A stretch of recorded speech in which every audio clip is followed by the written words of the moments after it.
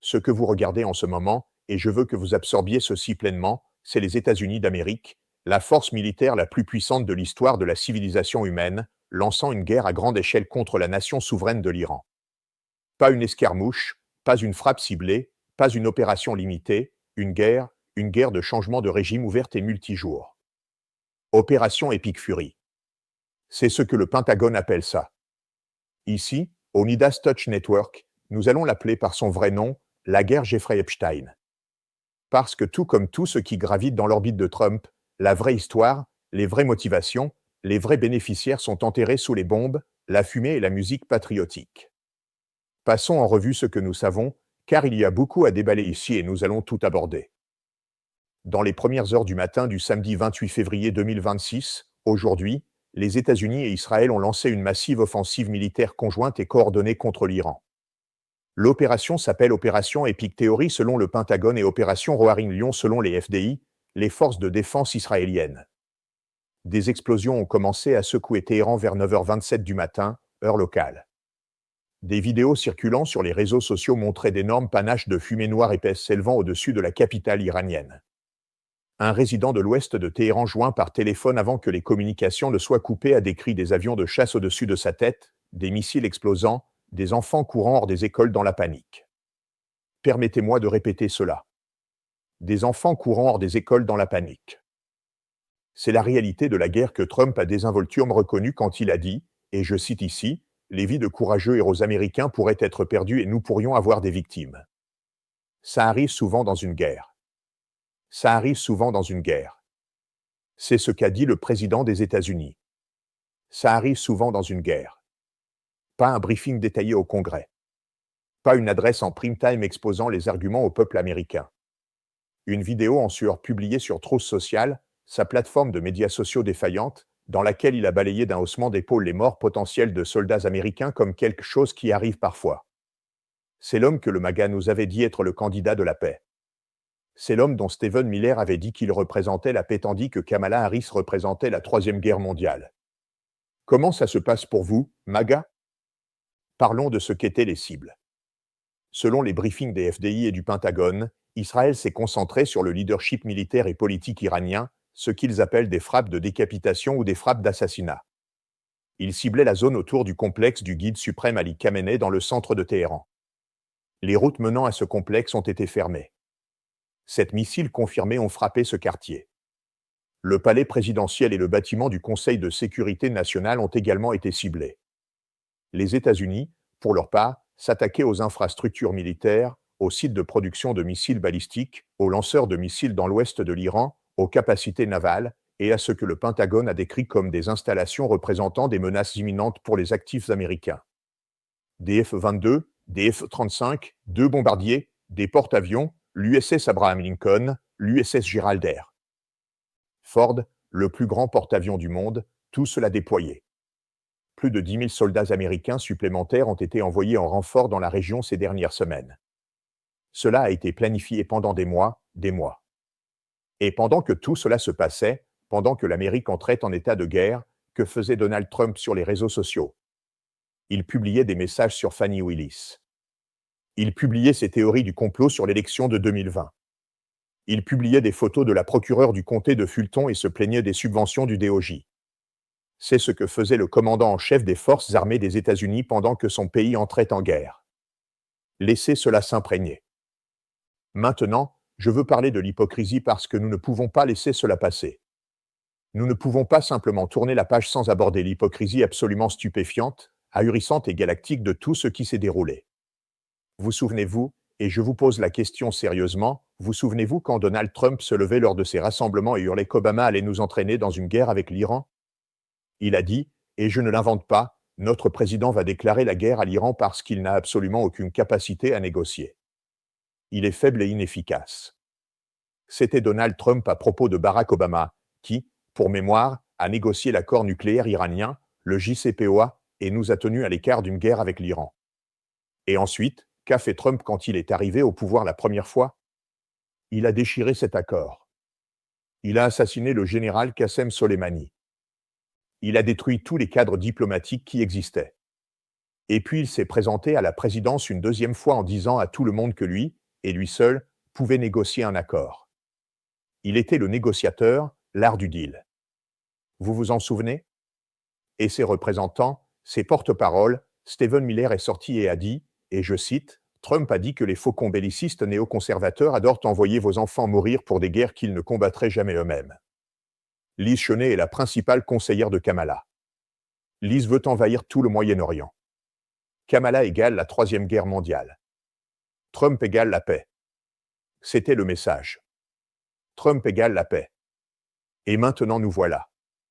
Opération Epic Fury. Des missiles balistiques à travers tout le Moyen-Orient. L'Amérique en guerre. Des enfants qui fuient les écoles à Téhéran.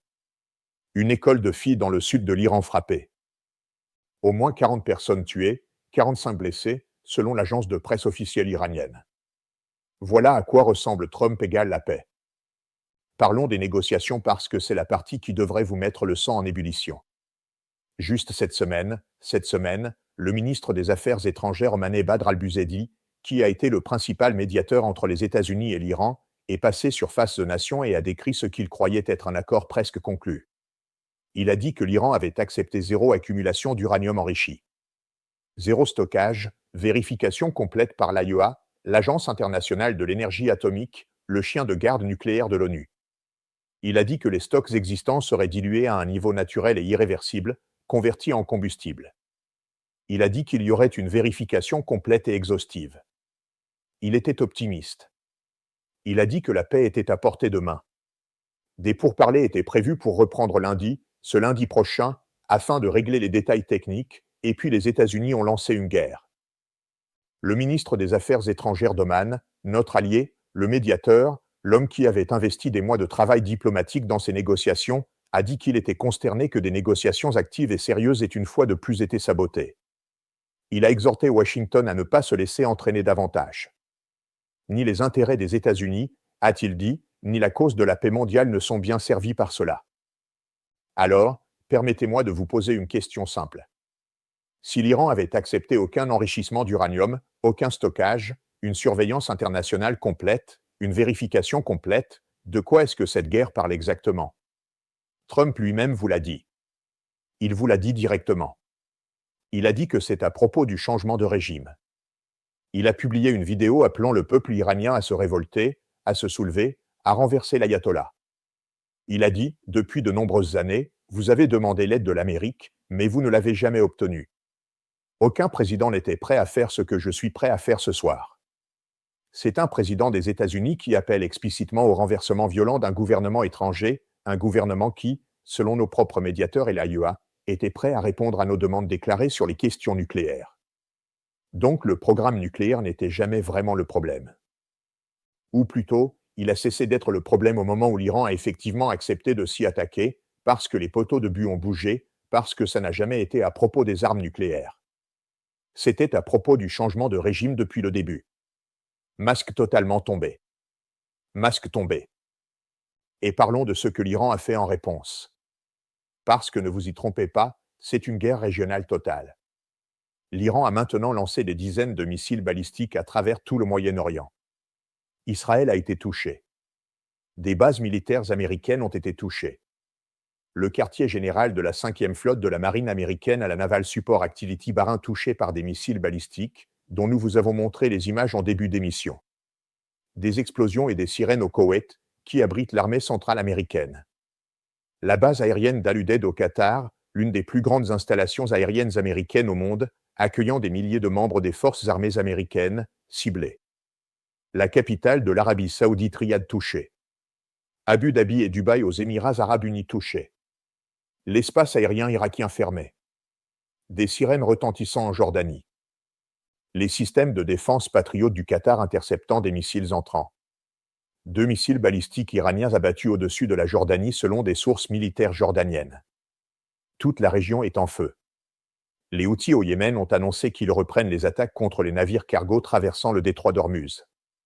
Et je veux que vous regardiez une carte ici et que vous compreniez vraiment ce que cela signifie. Le détroit d'Ormuz, là, entre l'Iran et la péninsule arabique, est l'un des points d'étranglement maritime les plus critiques de la planète. Environ 20% de l'approvisionnement mondial en pétrole passe par ce détroit. Si ce détroit est fermé, si l'Iran le ferme, le mine, ou si les Houthis réussissent à le rendre impraticable, vous regardez une catastrophe économique mondiale. Les prix du pétrole s'envolant, les chaînes d'approvisionnement s'effondrant, les prix de l'essence aux États-Unis montant en flèche. À un moment où les Américains ont déjà du mal à payer leur loyer, déjà du mal avec le coût des courses, déjà en souffrance sous les ravages économiques des guerres tarifaires de Trump. Nous regardons maintenant potentiellement une crise énergétique en plus de tout le reste. La réaction internationale a été rapide et largement condamnatrice.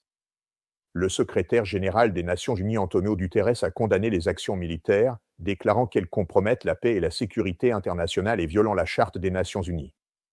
Il a appelé à une cessation immédiate des hostilités et a exhorté toutes les parties à retourner à la table des négociations. Le président français Emmanuel Macron a mis en garde contre de graves conséquences pour la paix et la sécurité internationale et a qualifié l'escalade en cours de dangereuse pour tous. Le Premier ministre espagnol Pedro Sánchez a carrément rejeté l'action militaire. L'agence de sécurité aérienne de l'UE a émis un bulletin de zone de conflit couvrant l'espace aérien de Bahreïn, de l'Iran, de l'Irak, d'Israël, de la Jordanie, du Koweït, du Liban, d'Oman, du Qatar, des Émirats arabes unis et de l'Arabie saoudite. Les compagnies aériennes du monde entier sont redirigées. L'espace aérien international à travers toute la région du Moyen-Orient est essentiellement fermé. Ici à la maison, la réaction politique a été révélatrice. Le sénateur Lindsey Graham. Lindsey Graham a tweeté « Que Dieu bénisse le Pentagone pour avoir planifié et maintenant exécuté l'opération Epic Fury, rendant l'Amérique plus sûre et éventuellement plus prospère. » Bien sûr, Lindsey. Bien sûr. De l'autre côté, le représentant républicain Thomas Massie l'a qualifié d'acte de guerre non autorisé par le Congrès. Le chef de la minorité au Sénat Chuck Schumer a accusé l'administration Trump de ne pas avoir fourni au Congrès les détails essentiels sur la portée et l'imminence de la supposée menace. Il a demandé un briefing classifié immédiat et a invoqué la loi sur les pouvoirs de guerre. La question de l'autorisation du Congrès n'est pas une petite chose. La Constitution confère le pouvoir de déclarer la guerre au Congrès, pas au président. Mais nous voilà dans une guerre à grande échelle lancée au milieu de la nuit et annoncée via trousse sociale. Et qui surveille tout cela? Où est le secrétaire à la Défense pendant l'entrée en guerre de l'Amérique? Pete Hegseth, le secrétaire à la Défense confirmé, l'ancien présentateur de Fox News, se trouvait à Mar-a-Lago en Floride, selon Reuters. Pas dans la salle de situation, pas au Pentagone. Mar-a-Lago. Les gens qui dirigent cette guerre, qui prennent des décisions de vie ou de mort pour les membres des forces armées américaines, étaient dans un complexe de golf à Palm Beach. Voici où en sont les choses en ce moment alors que nous poursuivons notre couverture. Les frappes israéliennes et américaines sont en cours. Des responsables des deux pays ont confirmé qu'il s'agit d'une campagne de plusieurs jours. L'ayatollah Ali Khamenei, 86 ans et dont on n'avait pas rapporté d'apparition publique depuis plusieurs jours avant les frappes, n'a pas été confirmé comme tué ou capturé. Le président iranien Masoud Pezeshkian a été rapporté indemne selon le bureau présidentiel iranien. Donc les frappes de décapitation n'ont au moins, à ce moment précis, pas atteint leur objectif déclaré d'éliminer le leadership iranien. L'Iran continue de tirer des missiles de représailles à travers la région. La défense aérienne israélienne est active. Le personnel des bases américaines à travers le Moyen-Orient a reçu l'ordre de se mettre à l'abri. Les citoyens américains en Iran sont conseillés de se mettre à l'abri. Les ambassades américaines à Bahreïn, en Jordanie, au Qatar et aux Émirats arabes unis ont émis des avis de mise à l'abri. Le vaste mouvement de protestation antigouvernementale iranien qui a commencé fin décembre 2025, alimenté par l'effondrement économique et la chute du rial iranien, et que l'administration Trump a cité comme une raison de frapper maintenant, ne s'est pas encore visiblement traduit par le soulèvement populaire que Trump appelle de ses vœux. La police anti-émeute iranienne a été déployée en force dans les rues. Le Mossad israélien a piraté des applications de prière iraniennes et des canaux Telegram pour exhorter les Iraniens à se révolter, à renverser le régime. Mais pour l'instant, les rues d'Iran ne sont pas remplies d'un soulèvement populaire. Elles sont remplies de peur, de fumée et du bruit des frappes de missiles.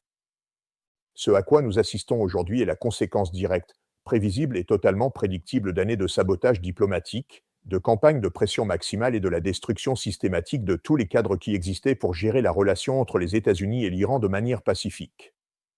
C'est ce qui arrive quand vous déchirez l'accord nucléaire iranien. C'est ce qui arrive quand vous assassinez des dirigeants militaires étrangers. C'est ce qui arrive quand vous passez des années à appeler au changement de régime tout en prétendant vouloir juste un accord nucléaire. C'est ce qui arrive quand vous encerclez le Golfe Persique avec le plus grand déploiement militaire américain depuis la guerre d'Irak et que vous appuyez ensuite sur la gâchette 2 jours avant que les négociations ne soient censées aboutir à un accord. Le peuple américain n'a pas voté pour cette guerre. On ne lui a pas demandé. On ne l'a pas consulté. On ne l'a pas informé. Il a eu une vidéo en sueur sur Truth Social et un haussement d'épaule disant que ça arrive souvent dans une guerre. Les gens qui vont payer le prix de tout cela, les membres des forces armées américaines dans ces bases à travers le Moyen-Orient, les civils iraniens à Téhéran, à Shiraz et à Ispahan, les familles déplacées à travers une région maintenant engloutie dans le conflit. Aucun d'eux n'a été consulté. Au Midas Touch Network, nous allons continuer à couvrir cela à chaque étape. Nous allons demander des comptes. Nous allons poser les questions que les médias sycophantes et les supporters du MAGA ont refusé de poser. Pourquoi cette guerre a-t-elle été lancée 2 jours avant que les négociations ne soient censées conclure un accord? Qui bénéficie du changement de régime en Iran? Quelle est la stratégie de sortie? À quoi ressemble la victoire? Combien de vies américaines cela vaut-il? Combien de vies civiles iraniennes? Et pourquoi? Pourquoi? Quand les Américains n'ont pas les moyens de se payer des soins de santé, quand les gens ne peuvent pas payer leur loyer, quand nos infrastructures s'effondrent et nos écoles sont sous-financées, pourquoi dépensons-nous des milliards et potentiellement versons-nous du sang pour un changement de régime dans un pays qui était, de l'avis général, prêt à conclure un accord? Opération Epic Fury, la guerre Jeffrey Epstein, appelez-la comme vous voulez. Le Moyen-Orient est en feu, l'Amérique est en guerre, et les gens aux commandes publient sur Truth Social et supervisent les opérations depuis un complexe de golf en Floride. Nous vous tiendrons informés à chaque étape. Vous voulez rester connecté? Abonnez-vous à notre Substack sur midasplu.com. Des récapitulatifs quotidiens, des épisodes de podcasts sans publicité et du contenu exclusif disponible uniquement sur midasplu.com.